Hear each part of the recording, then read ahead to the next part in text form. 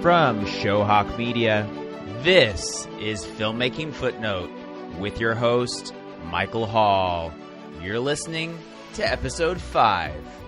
This is the show where we give you the best filmmaking and production information so you can make the best project possible without having to spend a bunch of time or money at film school. Let's do it. Hey everyone, welcome. I'm your host, Michael Hall. Thank you so much for being here today. And today we're talking additional cameras, or as some people like to call it, a multiple camera setup. So I have actually been working with a lot of multiple camera setups recently. In general, multiple camera setups have been a bigger and bigger ask because there's so much content that needs to be captured these days and from so many different angles. Having multiple cameras and multiple shooters on set is a really great way to capture a lot of content in a short amount of time. And I'm seeing that more and more often where we have multiple still photographers on set and a videographer, at least for the photo shoots that I'm working on. And the reason for that is because we're usually pretty short on time. Usually the subjects that we're capturing on my sets, they're really busy people and only have a couple hours to be on the set. So the best way to actually approach the problem is by having a couple shooters, even more shooters than necessary. So when you're shooting with someone who has limited time on set, but you need to tell a lot of different stories, meaning different angles or different setups, the best way to approach that problem is by having different multiple shooters and multiple cameras on set. This has actually been a main stage for a long time, a really good way to solve problems for a long time. When you look at something like like sitcoms or even action sequences in multi-million-dollar budget films, use multiple camera setups because when you are trying to capture something that is very expensive, say for example you're shooting a car chase or you're shooting an explosion scene, you need multiple angles of that action sequence to cut to, but you can't keep reshooting the same thing over and over again with one camera. The best example that comes to mind of an action sequence that uses multiple cameras is the scene in The Fugitive with Harrison Ford. I know that's a throwback reference that I'm throwing in there, but I just watched the special features, and there's a train crash sequence in The Fugitive, and they actually crashed that train. It was back in the early 90s, before CGI was really prevalent, and they felt like the models that they were using were not going to actually capture the scene to give the intensity that it needed. So they actually crashed a train. And I highly recommend looking up those behind the scenes on YouTube because it's really interesting how they actually go about crashing the train. But they have multiple cameras set up around the impact of the train so that they could capture the maximum action. And in the behind the scenes footage, they actually talk about how one of the cameras they had to dig out the next morning because it took like 12 hours to actually find the camera, because when the train crashed, it hit so much debris and trees that it took out one of the posts that had a camera on it. And so it took the crew, I think the crew was up like all night trying to find the camera, and they dug it out. The footage was amazing. I think they ended up actually using the footage in the final film. But that's just those are a couple key examples of how you can use multiple camera setups. Another way I personally and my production partner Chris are using multiple cameras right now.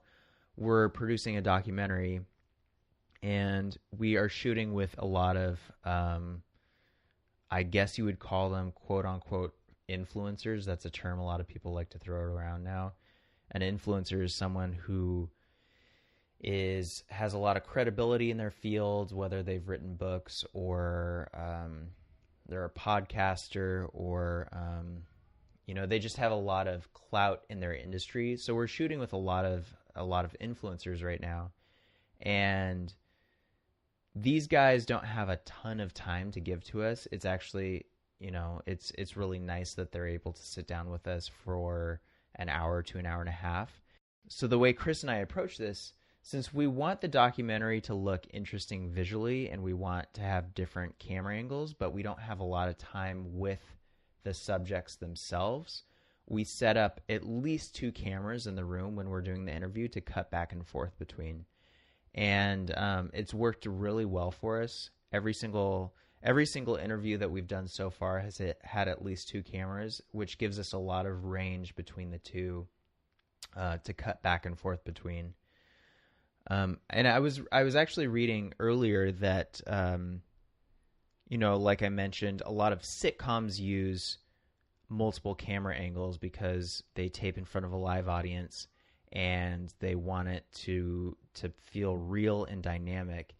And I guess that when they were filming the TV show Mork and Mindy with Robin Williams, Robin Williams would do so much improv on set that they actually developed a technique where they would have one camera specifically on Robin Williams, whereas all of other sitcoms at the time were just using a 3-camera setup.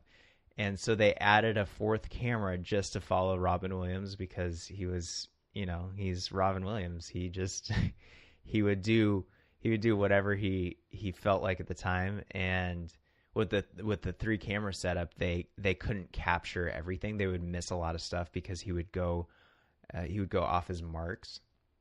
And I guess that is now standard when shooting sitcoms, is to have one camera following the subject and then a regular 3-camera setup. So that's pretty interesting. Robin Williams, of course, changing the game as he did in quite a few situations. So there you go. Those are great ways to use multiple cameras. Like I said, shooting Oops, excuse me, I hit my mic.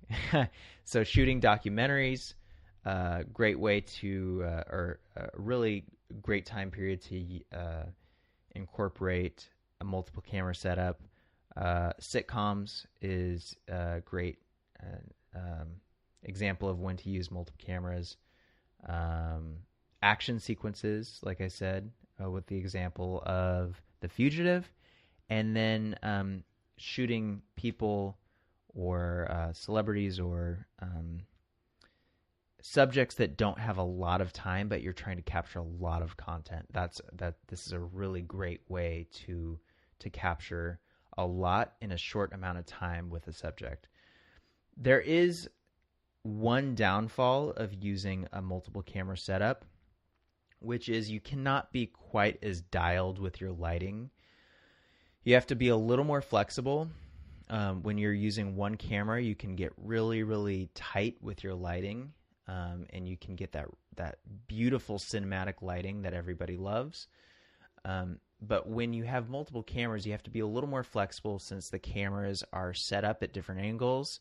You will have different shadows and different textures that you really have to keep in mind. And so that's the biggest downfall when using a multiple camera setup.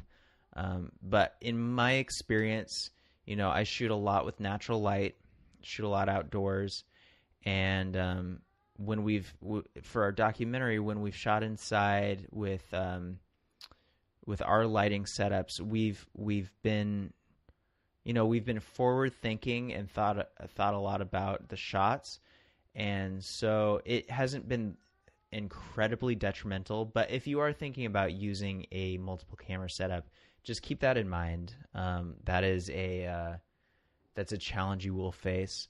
But honestly, in the end, having both those cameras just for safety, having all that footage to choose from is really, really helpful. And I would not trade that for the world. All right, guys, that is it for additional cameras. If you have not yet subscribed to the show, please head on over to iTunes and leave us a rating. That would really help us. I know we're only on episode 5. I'm going to keep these coming, but I would love to hear honest feedback. Don't give me 5 stars just because you want to make me feel good. I really want to hear what you have to say about the show. I want to make this a really, really educational and actionable show. So please, please, please give me honest feedback. But please give me feedback. That will be really helpful. We'll keep these coming. Appreciate you guys. Thank you so much for listening. Really appreciate your time. We will talk soon. Bye.